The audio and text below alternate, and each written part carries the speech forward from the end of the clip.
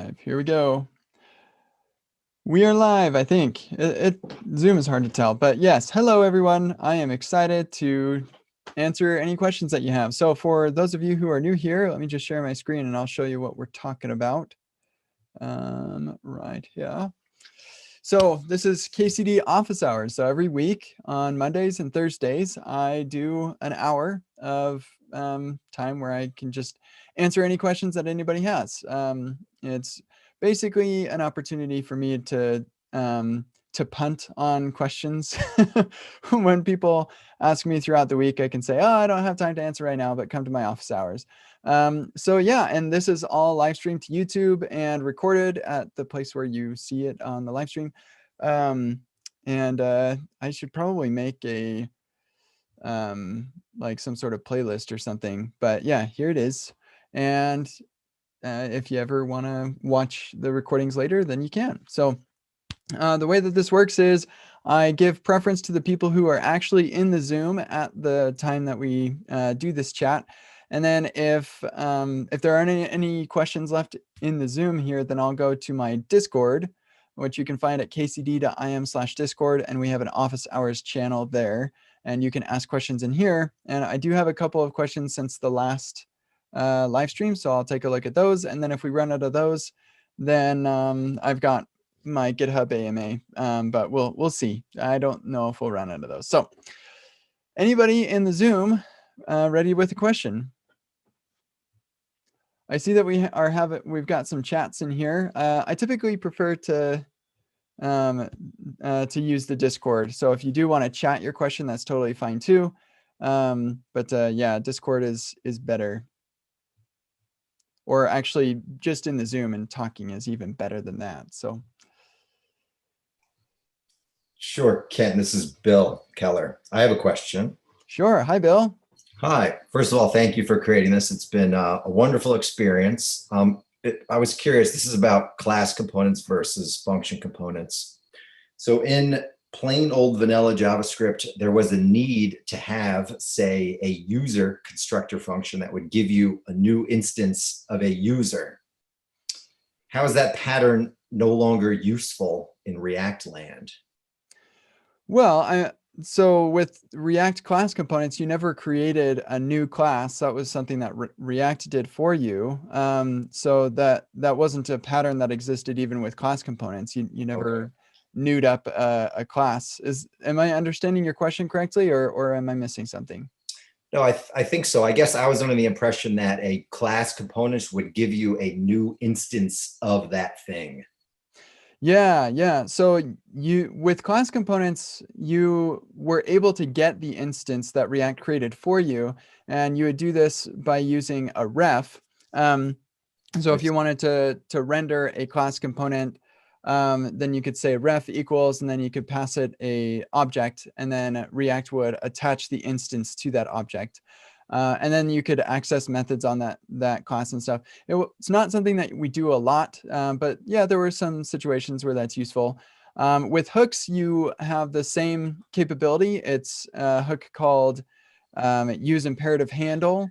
And because hook or function components that are using hooks, there's no such thing as an instance for those things. And so you can forward a ref using the forward ref utility, and then you accept that ref and you pass it along to the use imperative handle hook so that you can attach imperative methods onto that. It's like I said, it's not something we do a whole lot, and even with classes, we didn't really do that a whole lot. Yeah, the reason that I guess it's so it's not a pattern that you do a whole lot, and hooks, there is a way to do it with hooks, so the difference there is not that great. Right, and that's what led me to ask that question, was the use imperative handle workshop. I guess I'm still a little confused as to how having the ability to create these constructor functions in regular JavaScript was useful, but that kind of goes away in React. I don't know. Yeah, so I mean, you can still use classes with React applications and stuff. You just And technically you can still use classes for components. I don't, Right. I haven't used classes in a very long time, actually. I don't like class components, but you totally still can. And you can use regular classes with React components, class or otherwise. And yeah, I actually, I don't like classes that much. I think that they make things more difficult than they help things. I pretty much use classes as an optimization. If I'm going to have like 10,000 or more of these instances of something, I don't want to have 10,000 copies of the same function. So I'll leverage the prototype chain there. Right. But, yeah, outside of that, I just prefer regular objects and factory functions. I feel like that is simpler. But yeah, I don't know. I'm not sure if I'm quite addressing your question, Bill, but those are a couple of thoughts that I have. No, you are. Thank you. Yeah, that was it. And I'm not alone in this, but I know that there are people who disagree with me. So there are some people who really like classes and like class components. I don't think there are a whole lot of people who are really hanging on to their class components in favor rather than hooks. I think most people in the React community have latched down to hooks, and that's the way forward. But I know that there are people who really like classes in general. I'm just not one of them. Gotcha. Not to beat this to death either, but if you were to create an app from scratch without using React, would you avoid them there as well? Ooh, that's an interesting question. Probably not. So if I was to avoid using React, would I be allowed to use Preact? No. So with Preact, I just use Preact and then I get functions and hooks. But if I wasn't allowed to use any framework at all, you know, if you try to build a application without a framework, you're going to build your own framework, Yeah. and it's quite possible that I'd end up using classes in there for performance reasons. But yeah, I don't know. That's an interesting thought exercise. Gotcha. All right. Thank you. Sure, Bill. Thanks. Who's next? Anybody else on here have a question? If not, then it looks like we've got some questions here in Discord, so I can just go there. All right. Hey there, King Daro. Welcome. Okay, so King Daro has been around with my live streams for longer than anybody else I can think of. So you're an OG. Okay, here we go. Let's see. Yeah, okay. I think this is the oldest office hours question that I haven't answered. Does changing the style of an element using ref like this considered an anti-pattern? So, and I know Emmer answered this a little bit. So yeah, typically in React applications, you want to avoid interacting with the DOM directly unless there's some weird reason that you can't.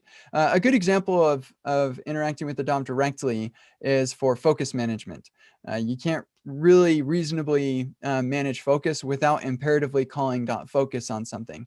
There is like the autofocus prompt, but that only works when it's initially rendered. So yeah, changing the style of something is easier. It's more easily done by storing something in state and then rendering based on that state. And so this is not the way that I would recommend doing this. And the big reason for that is because then you have to worry about making sure that you keep things up to date based on whatever implicit state is happening. So if you're not tracking the state directly, then that state does exist. It doesn't just like disappear magically. That state exists. You're just not managing it. And so what that means is that you'll wind up in impossible states or in a state that you didn't anticipate. And this is one of the reasons why people are really excited about what's the infinite or finite state machines, because that allows you to model all of your states and all of the possible states. And so it takes that state management to the next level, where you're explicitly modeling your states. So yeah, that's all the words that I have to say about that. I hope you see that, Ravi. Here, I'll just mention, just answered your question. Okay, cool. So the next question was from Rebecca, who I like very much because that's my daughter's name.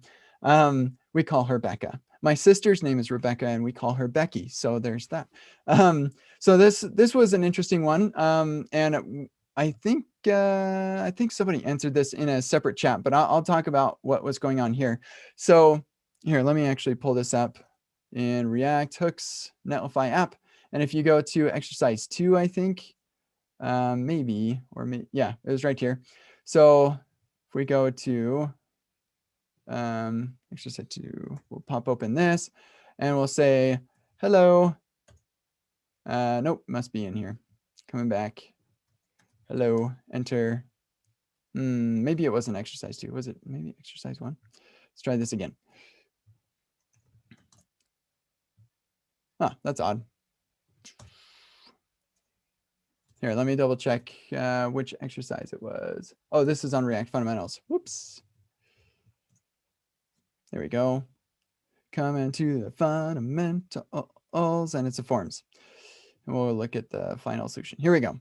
So hi, and then submit. You'll notice that we have an alert. That's just the submit handler that we have. It's just to alert, because the submit handler doesn't really matter for this exercise. So we just alert it. So what Rebecca was wondering is, hey, I got this log in my console when I did that, and I've tried to have it show up, but I can't figure out how to make this show up. But mine's hiding. I wonder if actually I pull this up in Firefox, if it would show up in there. I think this is actually maybe a Chrome specific thing, so it may not show up here. So let me just try it really quick, and then if it doesn't show up, then I will explain what's going on. Let's go to our console, and we'll clear out the console, and then we'll say hi and submit, and there it is. Dun, dun, dun. And then, yeah, it looks like it's not showing up in here. Okay, so what was going on was Rebecca had this violation submit handler took a long time. So what I am not 100% certain, but I'm pretty positive that the reason that this is showing up is because when that that alert shows up, it actually pauses JavaScript. It pauses the main thread while it waits for this alert to show up. This is why it's not entirely a great idea to use alerts, aside from the fact that you can't style it at all. But yeah, so the main thread is paused. Nothing can happen in the browser while this alert is up. And so when you finally click OK, then you get a warning, which again, I can't see myself. I can't figure out why I can't see that. But you get this warning, this validation warning that says, hey, it took a really long time for that submit handler to run. That's not great for performance. So you'll want to figure out how to avoid that problem. And so you don't need to worry about this because you're probably not going to be using the alert. It's a window.alert. Anyway, because that would be a bad idea for performance, for our user experience and everything. So the final answer here is don't worry about it. It's fine. And I'll just mention to Rebecca, just answered your question too. Okay, cool. Sweet. Anybody in the Zoom who's recently joined or have any questions or thoughts or anything before I check out the next one here in Discord? This is Alan here. I actually posted my question in the Discord. It might be the next question, but if you need more elaboration, I'm here to talk about it. Sure. Yeah, I'll give it a quick read, yeah. Alan. Thank you.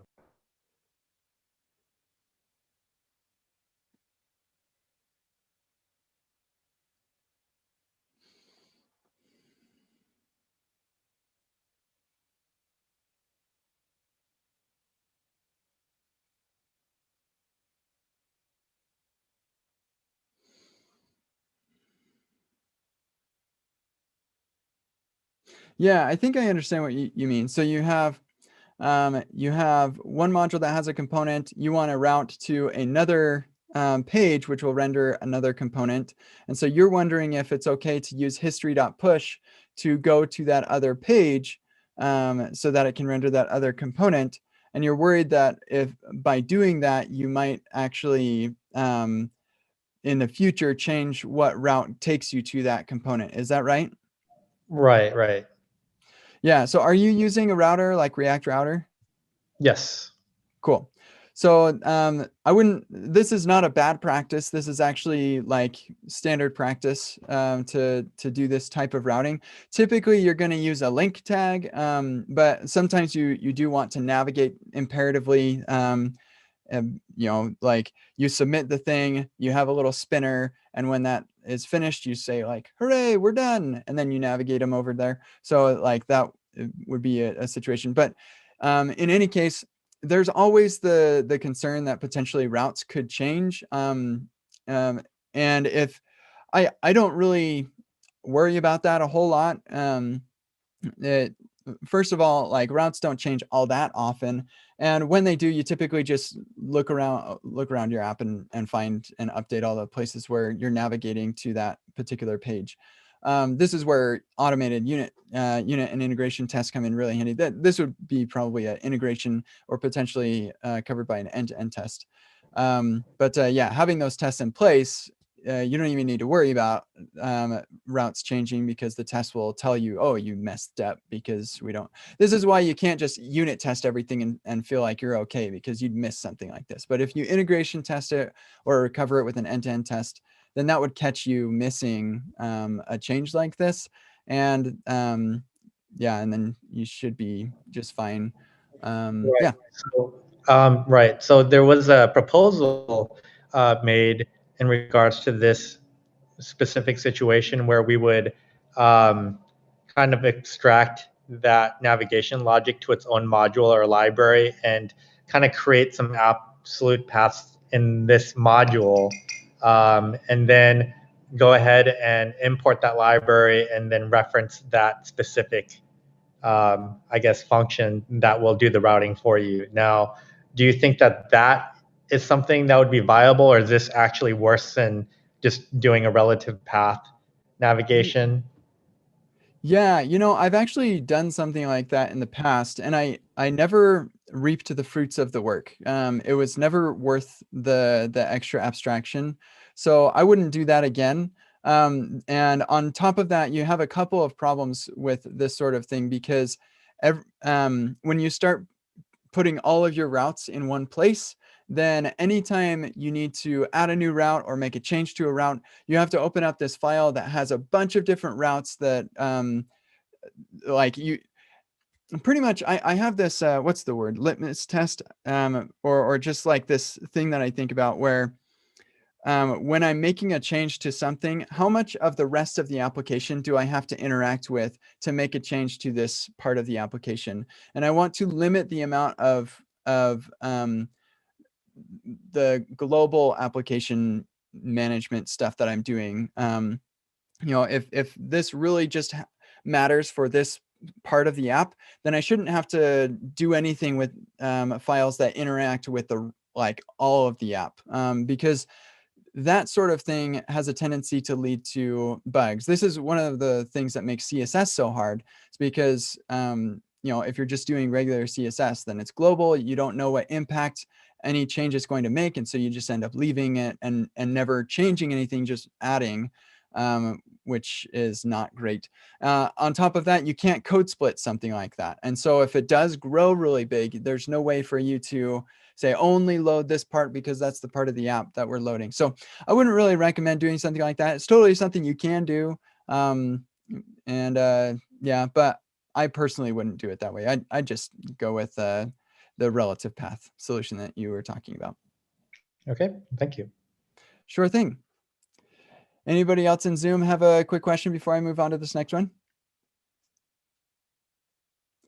Okay, Berna is asking, why, when my context is updated, the React profiler highlights the whole app wrapper like if it was made a render. So I don't know if you're watching right now, Berna, but I'm going to need an example of this to both demonstrate and also make sure I understand what you're talking about. And like I said, I don't know if you're in here, so I'll just say, here, actually, I'll just quote this.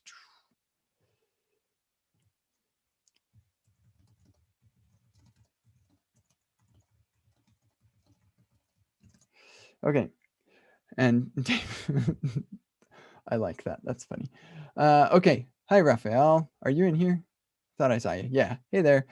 Okay. can you use forward ref without use imperative handle? Yeah, absolutely. And actually, the way that I teach use imperative handle, I show you how I show you what use imperative handle does by first adding a forward ref. Now, the only situation that I can think of where you would use forward ref without use imperative handle is if you want to take that ref and forward it on from your component to something else that you're rendering within your component. For example, I knew it. I should have pulled something up. Let's look at React hooks. We'll grab that one. It's just always good to have something up here.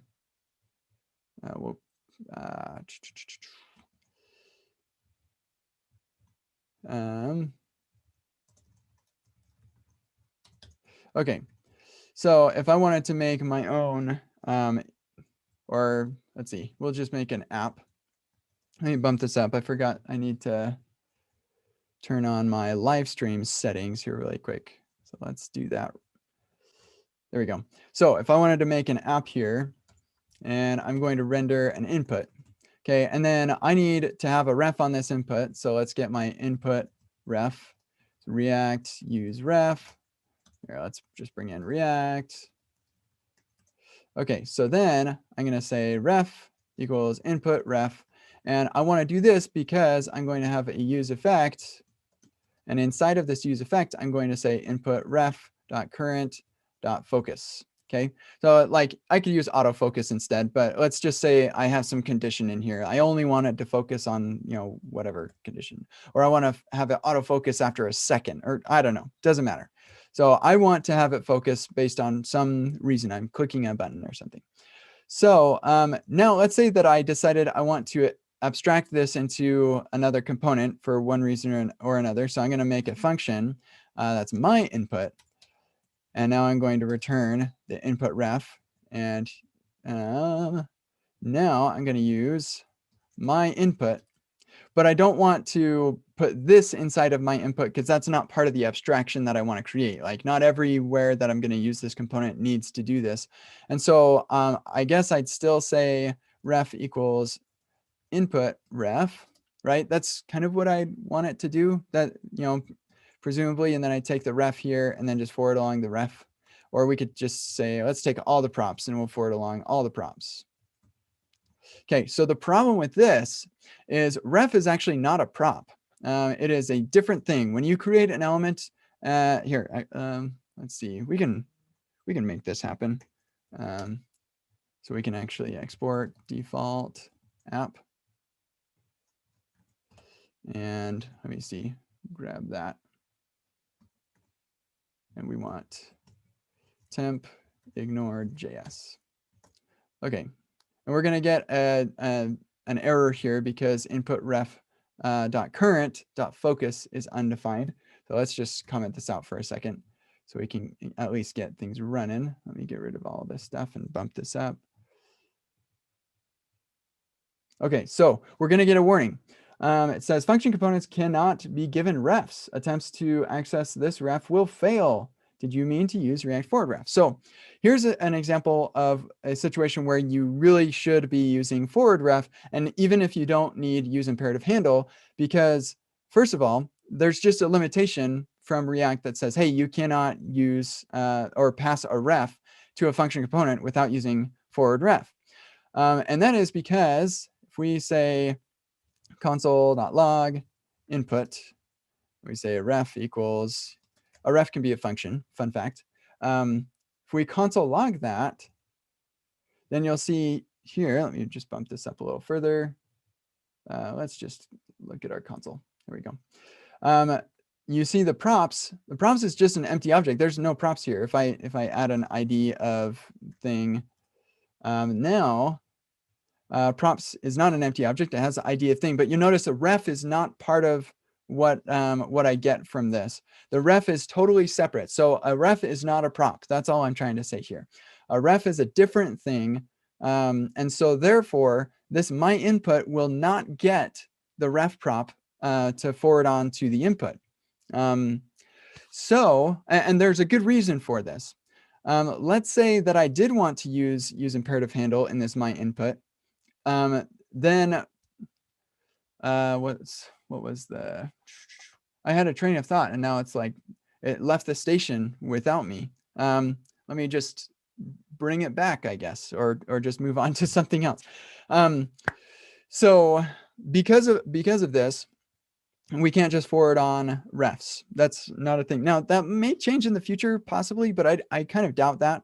And so what we're going to do is say react forward ref, and this is going to get us back a new component. This is actually called a higher order component that's built into React. This function is called a higher order component, which is kind of weird because it's neither higher order nor a component, but it's basically a function that returns a component. It's a component factory is what it really is. This is styled components is a component factory. React Redux, that connect function, it's a component factory, but we all call it higher order components and I don't know why. So here we're going to call forward ref. And what this does is it actually doesn't accept a component. It doesn't accept like a component blueprint or a component function. What it accepts is a thing that is like a component, except instead of accepting context as the second argument, which fun fact, that's the second argument of a component is context. We've moved on from that. Don't use that API.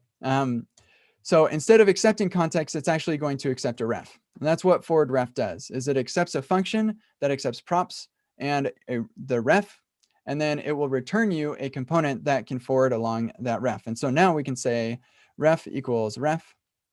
And so now the input can be wired up and we can uncomment that. And now it actually works. So that's a situation where you would use forward ref without using imperative handle if you were trying to wrap another component and you wanted to forward along any refs that were passed to that other component. Now there's an alternative way to do this, and this is what we used to do before we had forward ref, and that is just to name your ref prop something different. So you'd say inner ref is what we used to do in like the good old styled components and glamorous and days. And then with that, then that's just a regular prop. So you could say props.inner ref. And maybe we just destructure that. Inner ref. There we go. So this is what we used to do before we had forward ref. I'm glad we have forward ref now. So anyway, hopefully that was helpful and answered that question.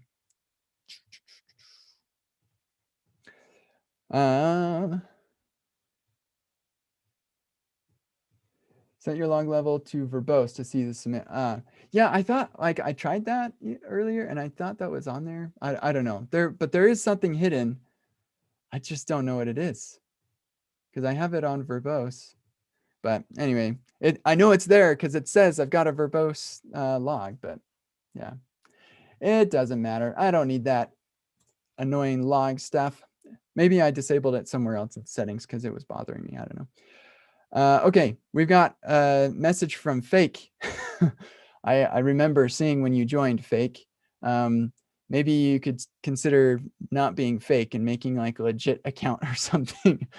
Okay, discount for students. We don't have discounts for students, but we do have a silly amount of free content for students. So if you want to, in fact, I've got a canned response in my email that I will grab right now, and I will paste this right here so that you can see what I normally say for people where this is out of reach for them financially. So there you go.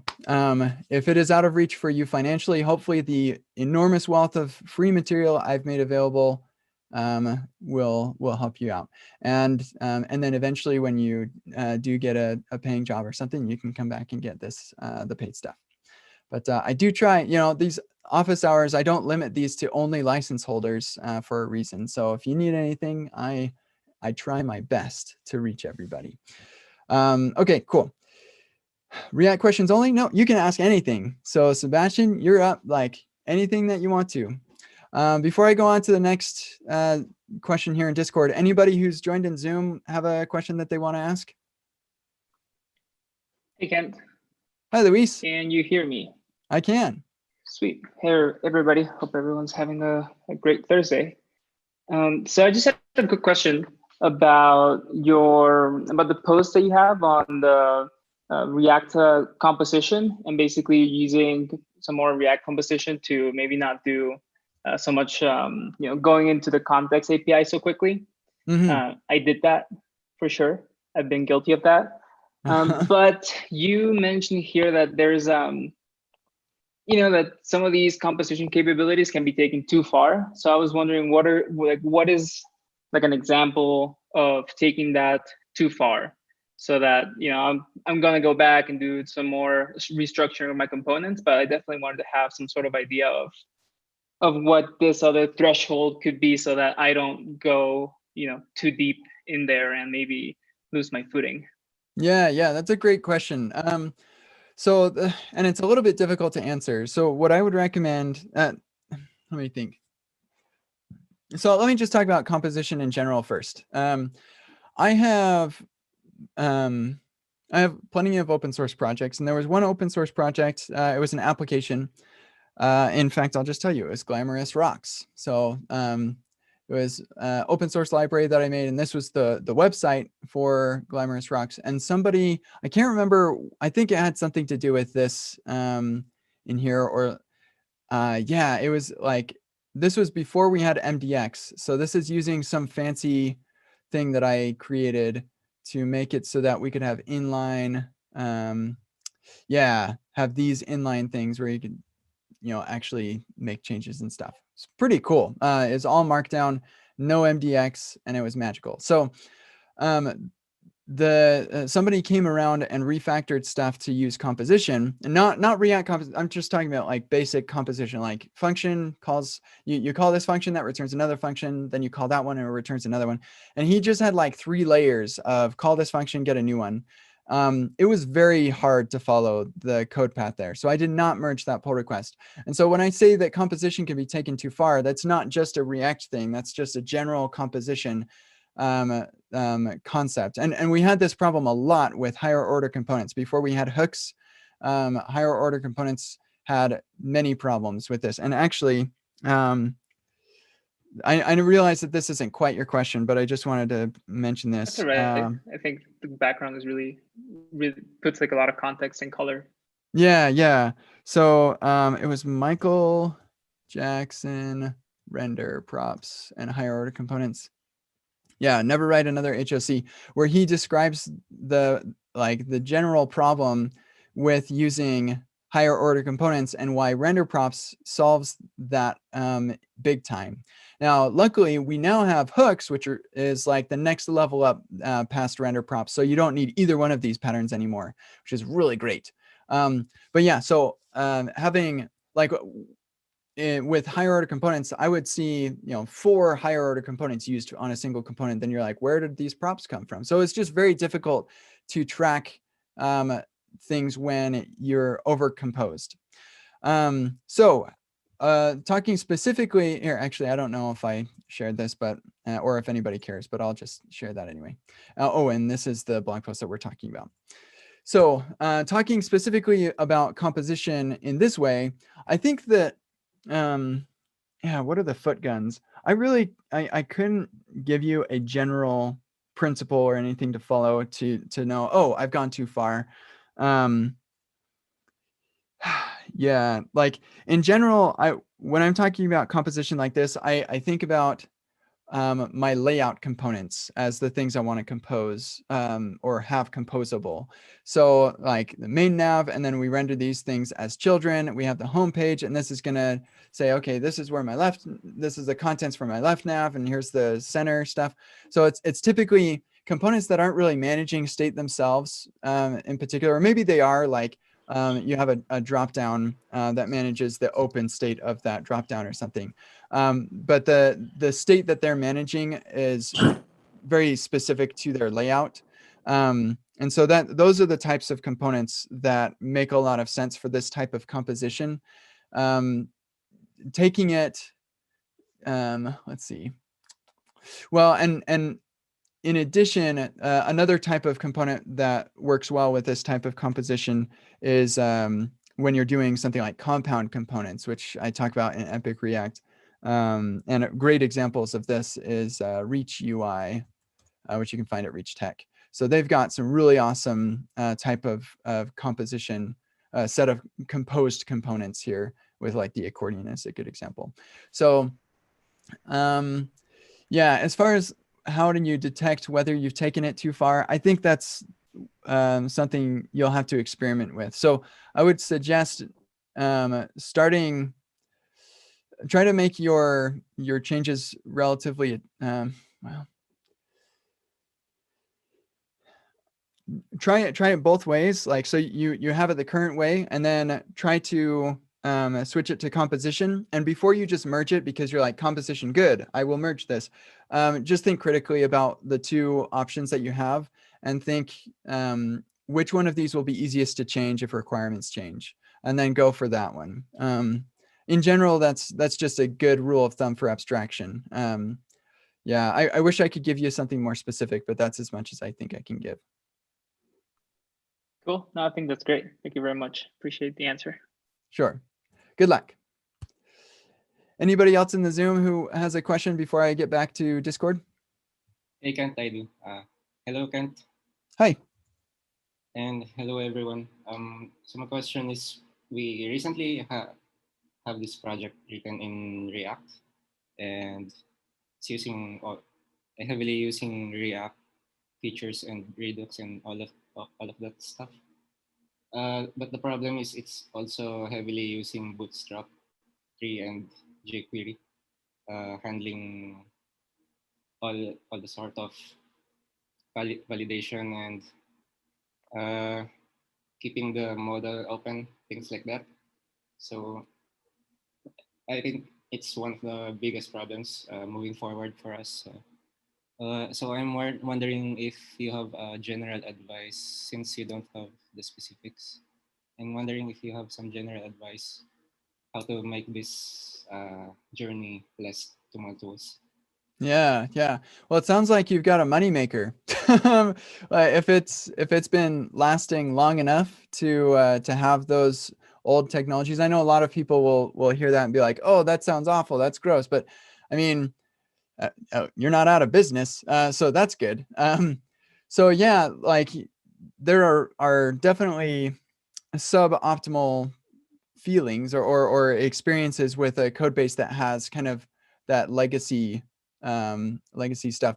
So in general, the only time that you typically run into problems with legacy code is when there's something that stopped working, or if there's a bug and you need to go fix it, which by fixing it, you might actually make other things stop working, which is can be a problem. And so those are the times when it's good to look at it and say, okay, so I can either do a hack fix of this bug and hopefully I don't break anything, or I can take the next 3 or 4 weeks to go and back out of some abstractions and then go back into abstraction. So I faced this when I was at PayPal, and we had the here, I'll show you the very page that this all happened. Let me just get logged in here. Oh, there it is. Okay, and my PayPal. So, let's see. This is my personal PayPal. How much I got in there? That's probably, $0. Okay, there you go. That's, yeah, let me do send and request. Here we go. So this is the page that I spent most of my time working on when I was at PayPal. Right here. And so this is where Glamorous came from. I built Glamorous here. This is Downshift. This is where Downshift came from. All of this stuff. That's kind of fun to look back at this. But we had a bunch of different variants of this page. So like, and this has changed since I left. Like it's totally different. What we had before was just like you land on a page that had a bunch of these. And so we had tons of variants of this, and it was really difficult to manage those. And so they said, hey, we want you to make another variant of this. We're going to do some experiments and stuff. I said, okay, well, we've got some tech debt on, how we style this. And like, I can either modify some styles, but I could break something, or I can like just duplicate everything. But now we have duplication all over the place. So like, we need to rethink how we're architecting this page in particular. And so what I told them, I said, I can either hack it together in probably like 2 or 3 days to make your new variant. Or actually, no, it was going to take a lot longer because of the way that it was architected. So I think I told them it was going to be like 2 weeks to add another variant, or I can spend 3 or 4 weeks, maybe longer, re-architecting how we do this page. I can't remember exactly how long it was, but they said okay, and I said, if we go with the re-architecture approach, I think you should be able to add a new variant in like a day. It should be really like, now that we understand what the requirements of this architecture need to be, it's a lot easier for us to deal with changes and to architect it in a way that will make it easier to make changes. And so they said, okay, let's go with that approach because we do have lots of variants that we want to try out. And so the way that I did this was I backed out of the abstraction. So every abstraction that we had, I just duplicated it. I said, okay, here's all of the code for this variant. Here's all the code for this one, all the code for this one. And there's duplication across all of these, but none of them used code from each other.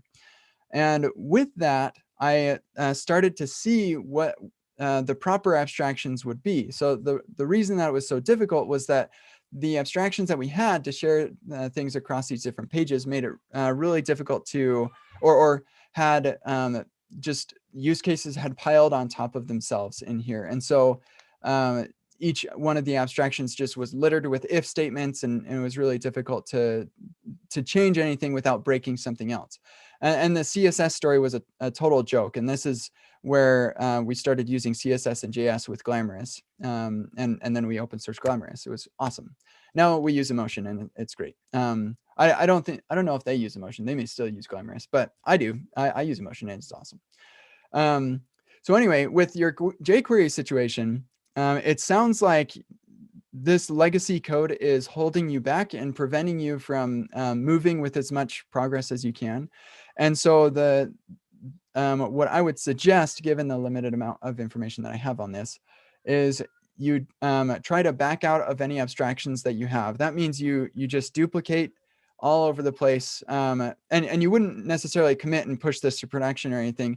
This is just an exercise to help you figure out what real abstractions there are, and then build those. So you back out of the abstraction, just duplicate everything all over the place, and then you find the different areas of code that actually are similar, and then you build abstractions around those. Now, this may or may not allow you to totally remove jQuery or remove Bootstrap, but it will at least allow you to encapsulate the different shared pieces of logic, making it hopefully easier to swap those pieces of logic out with something else in the future. There's one other thing that I want to say about this before we move on, and I've got a blog post that talks about this, and even a talk as well that goes into this in greater detail that I will paste in here. Yeah, that's all that I have to say about that. Does that help at all, Albert? Yes, of course. Thank you very much for the answer. Sure. Yeah, good luck. One other thing that just occurred to me, James Charles, migrating to React. He gave a talk a couple times. I think this is the most recent. He worked on my team when I was working on this, so we worked on this together. But he gave a talk about migrating from, I think it was Backbone, to React, and this might be helpful to you as well. So hopefully that helps. Thanks. Okay, cool. Anybody else in the Zoom call have a question? Yes, Ken, this is Bill again. Yeah, hi, Bill. Hi, so I'm just curious, what I sometimes find a bit difficult is understanding the use cases when I'm faced in completing something from scratch. For example, when learning use reducer, I have a hard time seeing, a clear reason, let's say, where I would have needed that from scratch. Mm-hmm. Whereas, when I follow along and in hindsight, look back, I can understand it. I understand it fairly well. And then am enlightened to the use case of what problem that was solving. So I guess I'm just curious if, in your experience learning the React API, were you familiar with the problems that they were solving? And did you think to yourself, oh yeah, this is awesome, I can use this right away? Yeah, that's a great insight, Bill. So in general, it's very difficult to understand something without having first been exposed to the problem. And this is actually the foundation of how Epic React is structured, by forcing you to face the problems first. And that's why I don't teach you first and then have you follow along with me and do the exercise later. Um, Despite that, it sometimes can be hard to appreciate the problem if you haven't actually experienced it in the real world, especially when we're working with contrived examples that are like isolated so that you can focus on the APIs that you're trying to learn. And so for those types of things, it typically what you're gaining by doing the exercise or by reading about it is you're getting exposed to what's possible, so that when you do have a problem, you'll just say, oh yeah, I remember there was something that people told me was supposed to help solve this problem. Let me try that. And then everything clicks. And so if things aren't clicking for you, whether it be in Epic React Material or anything else that you're learning, if people that you respect and smart people who are like telling you that, hey, listen, this is a good idea, go ahead and just log that away and just remember that. And then when you come against a problem that that they said this is supposed to solve, you can try it out and then it'll click at that time. It's really difficult to for solutions to problems you haven't had to click. Yeah, just that's all I have to say about that. Does that help, Bill? Right on. Yes. Yeah. And I can see that and appreciate that. Yes. Cool. Anybody else here in the Zoom call before I go back to Discord? Hey, Ken, this is Sebastian. If you scroll down a little bit, you'll see my question. And thank you so much for doing this. Just found out that this is a thing. So yeah. I'll make sure to be here every single time. Cool. Yeah, if you could take a read and let me know if you have any advice. Thank you. Yeah, sure. Hey, wow, that's awesome. You picked up coding in November and you were hired in March. Sweet. Congratulations. And being the only developer is an amazing opportunity. Maybe pretty challenging as like a brand new developer, but you learn so much being the only one doing it.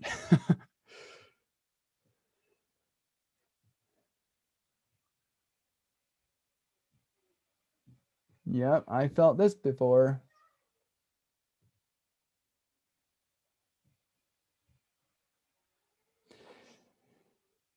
Yeah, so I worked at a company called Alianza here in Utah. I was the only UI engineer. There were lots of other developers, but I was the only one who cared at all about JavaScript. They were all Java engineers and they hated JavaScript.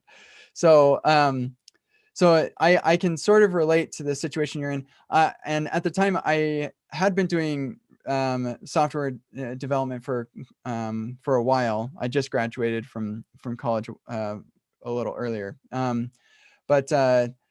Yeah, so first of all, like, relish this opportunity to be the one to make all the mistakes and to pay for your mistakes, because it's a great opportunity to learn a lot. But I totally relate to how it's difficult to, not only do you not have a mentor, but you also don't have anybody to simply bounce ideas off of, and a rubber duck or a Cody koala to at least talk with and say, hey, I think this might be a thing we could do, but maybe it's a bad idea. So anyway, I think I framed the problem. So the solution is suggestions. One thing that I did was I hired another UI engineer. We had the budget to do that. If you don't have the budget to do that, then that might be a little bit more of a challenge. And so another thing that I did was I spent a lot of time on community sites, and mostly on Twitter for me, because at that time I was already starting to develop a pretty sizable following, and people would answer my questions and stuff. Let's see, this is like before Discord was a big thing. I'm sure it existed, but yeah, people weren't really using it. I think we may have had like Slack channels and stuff, but I mostly was on Twitter. But now you have Discord. The KCD Discord is great. There's also the Reactiflux Discord, which would be awesome. And it's a great place to both contribute ideas and feedback, as well as ask questions and throw things around. Here on the KCD Discord, we have a code review channel that you can go and just post your code and say, hey, what do you think about this idea? So that can kind of help. Having something like Epic React Dev, like one of the big challenges just in general with learning anything is you don't know what you don't know. And that's what I am talking about in this blog post about stumbling around in the darkness, is you really don't know what you don't know. And so it can be challenging as you're learning and trying out new things. It would be nice if somebody could just kind of give you a path to go on. And that's what Epic React Dev does. So if your employer does get you that, then that will help for sure. Let's see. Yeah, and finally, I ended up leaving Alianza in part because I wanted to work with other engineers who could challenge my ideas and had more experience than I had. And that's one of the reasons that I started looking and finally went to PayPal. So I'm not suggesting that you should just quit your job or anything, but there are things that you can do. Oh yeah, meetups and giving talks and that sort of thing. Right now it's kind of unique because of the virus, but you should have like online meetups that you can participate in and stuff that can help too. And yeah, I think that's all. And does that help, Sebastian? Yeah, thank you so much. You know, one of my biggest fears is by doing it on my own. It's kind of I don't want to build bad habits. And not having somebody to ever look at my code. So we're kind of on a mode of just running mode. You know, if it works, and we just kind of keep pushing. So that's one of my fears, is just learning bad habits or you know, not being 100% sure if I'm doing something correctly or not. Yeah. You know, I think that's very self-aware of you to be worried about that. I think that you'll be okay, because one of the things that I found is that when I make mistakes, I remember that those things are mistakes really well. Like you will pay for the mistakes that you make, and it won't be pleasant, but you'll remember those mistakes, and you probably won't make them again. And so developing bad habits is probably a little less of a concern, because they're relatively easy to break. Like a bad habit would be like, you know, not using the right keyboard shortcut. Then you have muscle memory and like, oh shoot, I keep forgetting there's this keyboard shortcut. But like when it comes to coding and abstractions, you really internalize the lessons that you learn, and you're like, oh no, I'll never use that library again, or I'll never use this API or whatever, because I have that experience. So I think you'll be okay. Yeah, don't worry too much about it. If there ever is like, you need to make a choice between one thing and another, then you can, you know, take feedback from people and see what they have to say about the trade-offs that you may not be aware of. And that's something that the community can help you out with a lot. Thank you so much for your time. Sure. Hey, Idris, I noticed that you asked this question. I think we answered it, right? Are you good with that? This was back when I was talking about the ref prop, and I used inner ref, but yeah, so I think we answered that.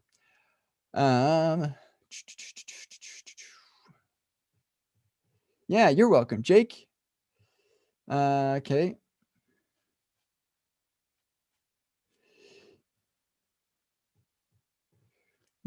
Yeah, I think, Dov, I think if it gets hard to invert control, I think composition, so this is referring back to how do you know when you've taken composition too far? Composition is a form of inversion of control, so I'm not sure that would be like a key indicator, or the canary in the coal mine or whatever.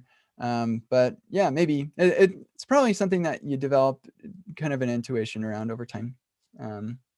Yeah. Okay, cool. So we're done with the Discord. And I've got something in 20 minutes. So I've got 5 more minutes of stuff or of time to answer questions. So if anybody here on the Zoom has anything, or in the Discord wants to ask anything, I'm hanging out. Any time for that X date? Oh, yes. Juan, where was that? Are you in the call right now? Was that up here? Did you, I remember you mentioned it somewhere, but I don't think it was in here. Yeah, if you could link it, that would be great. I don't know if I'll be able to get this answered because I haven't ever used XState with React Testing Library, but let's give it a shot. Yeah, I totally forgot about this. Thank you for bringing this up.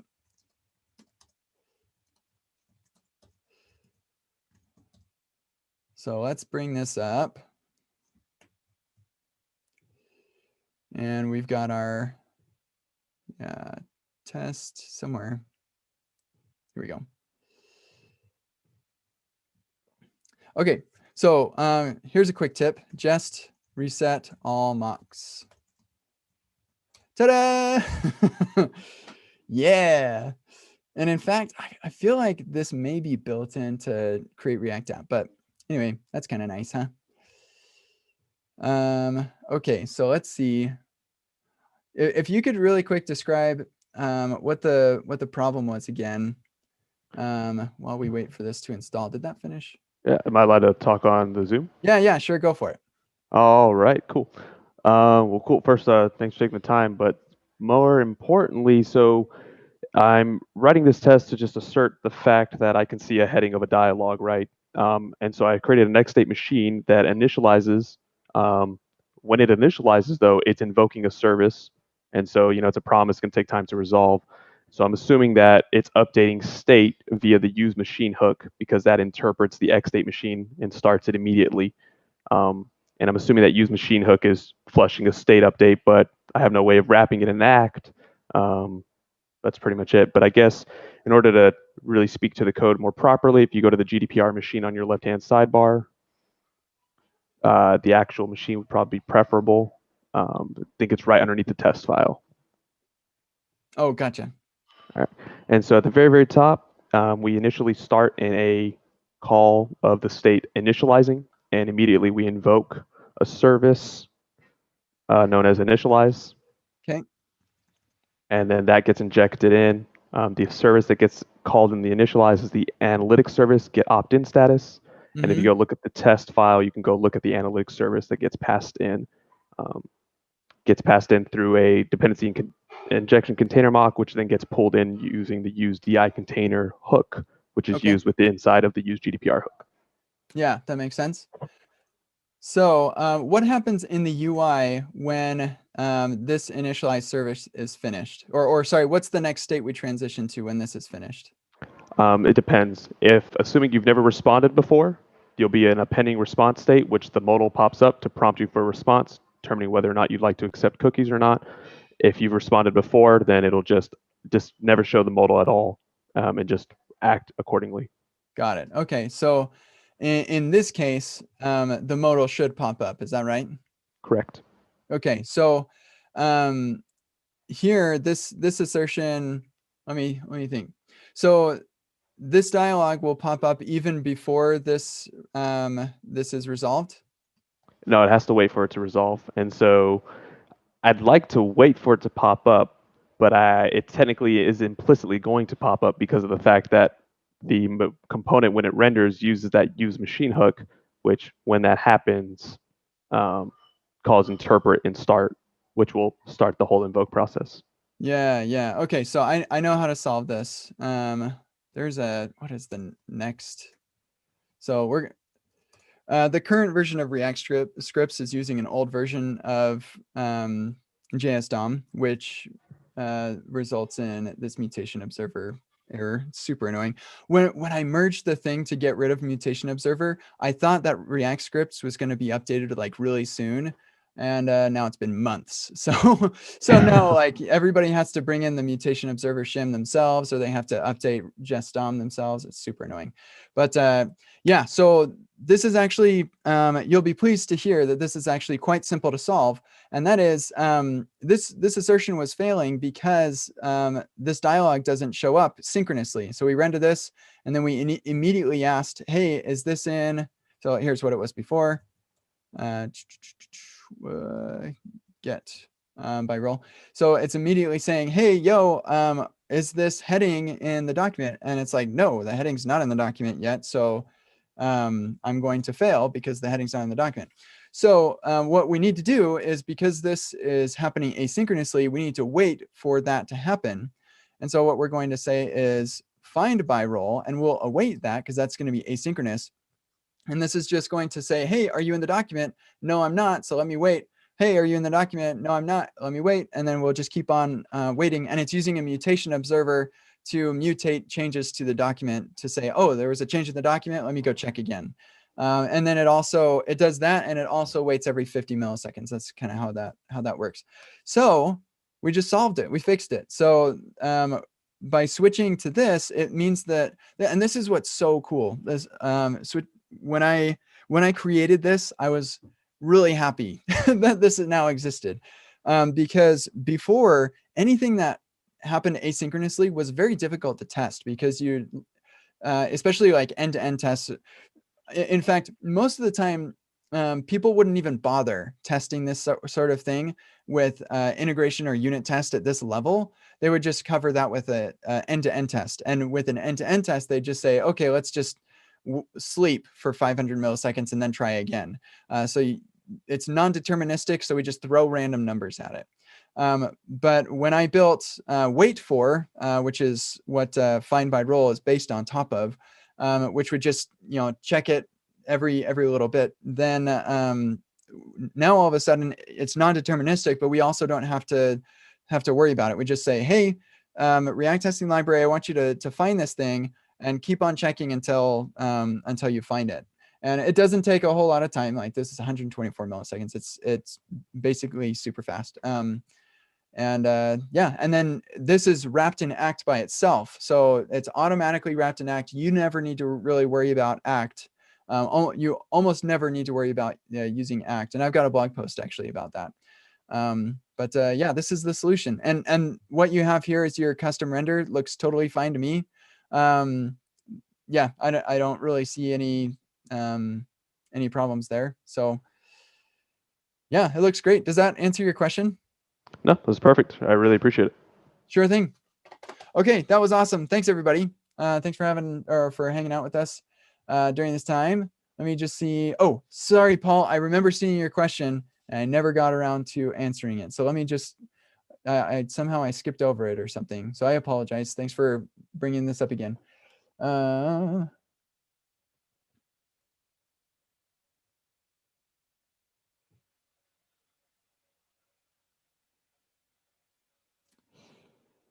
Yeah. So the editor needs a prettier config, and for it to format with prettier, and then you need to configure the editor to say use prettier to format. I think that VS Code, the extension for prettier, also needs to have a local install of prettier. That may be configurable. So you need to have prettier as one of your dependencies. ESLint is the same way. You'll want to have ESLint as one of your dependencies, and then an ESLint config file. And then of course the plugin, and then you'll get that. And then as far as editor config, I used to use editor config, but now that we have prettier, there's really no reason to use editor config. Prettier is just that awesome. So hopefully that answered your question, Paul. Thanks everybody. Let me just wrap things up. So I will have office hours on Monday, so look forward to that. It's gonna be a good time. And if you want to see this recording, you can find it on my YouTube channel, kcd.im/YouTube. And I'll just give this a quick little star. So just for the fun of it. And that's it. Thanks everybody for hanging out. We'll see you all in the future